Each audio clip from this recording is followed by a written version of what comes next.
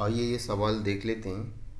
आपने पढ़ ही लिया होगा, तो यहाँ पे थोड़ा सा फोकस करने की ज़रूरत है। जिसमें कहा गया है कि ज़्यादा काम है तो ज़्यादा समय में होगा, कम काम है तो कम समय में ही हो जाएगा। और इसी का मतलब है कि काम समय के समानुपाती होता है।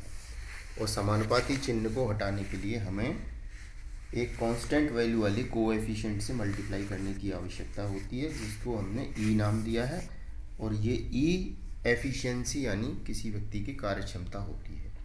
तो यहीं से पता चलता है कि ई बराबर W/T यानी कार्य बटे समय होता है। तो इसका मतलब समय क्या है?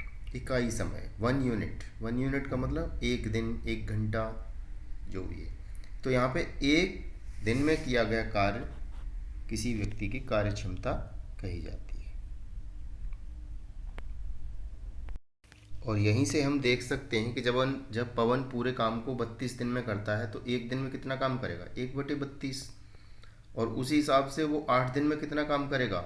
8 गुणा 1/32 यानी चौथाई काम करेगा, 1/4। तो बचा हुआ काम कितना रह जाएगा? पूरा काम 1 था, उसमें से चौथाई निकाल देंगे तो 3/4 बचेगा। 1 - 1/4 इक्वल टू 3/4 काम बचेगा। और यहीं से बात स्पष्ट हो जाती है कि जब तक पवन अकेला था तो वो पूरे काम को 32 दिन में कर रहा था। उस हिसाब से उसकी एफिशिएंसी 1/32 थी। और उसने 8 दिन काम किया तो 1/32 एफिशिएंसी के हिसाब से उसने 8 दिन में 1/4 काम पूरा कर लिया। अब उसमें दूसरा व्यक्ति संदीप के बारे में कह दिया गया कि बचा हुआ काम कितना रहेगा? 3/4, जिसे उसने कितने दिन में कर लिया? 27 दिन में कर लिया। किस एफिशिएंसी रेट से कर लिया?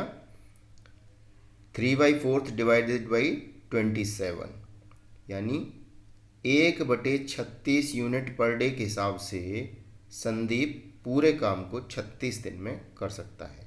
ये बात हमें वैसे भी समझ में आ रही है।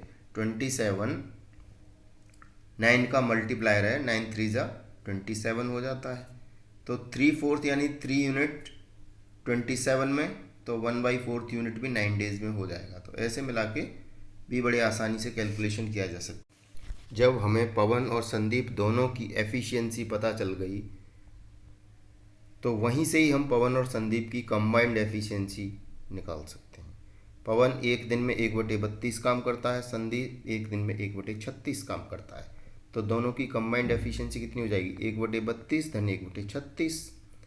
तो इनका एलसीएम कितना आ जाएगा? 288। 288 को 32 से डिवाइड करेंगे तो 9 बार जाएगा, और 36 से डिवाइड करेंगे तो 8 बार जाएगा। इस प्रकार 9 और 8 कितने हो जाएंगे? 17। तो पवन और संदीप की कंबाइंड एफिशिएंसी कितनी हो जाएगी? 17/288।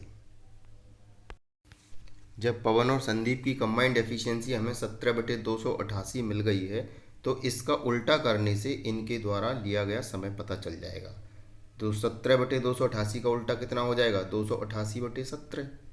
यानी पवन और संदीप मिलकर पूरे काम को 288/17 यानी कि 16 सही 16/17 दिन में पूरा कर लेंगे। इस प्रकार से इस सवाल को हम कर सकते हैं। तो इस सवाल को करने से पहले जो हमारी स्लाइड है फ्रंट में ही, उस पर थोड़ा फोकस कर लें। और ये एसएससी सीजीएल का इम्पोर्टेंट सवाल है, बहुत अच्छा सवाल है, इसे करने की कोशिश करें। धन्यवाद।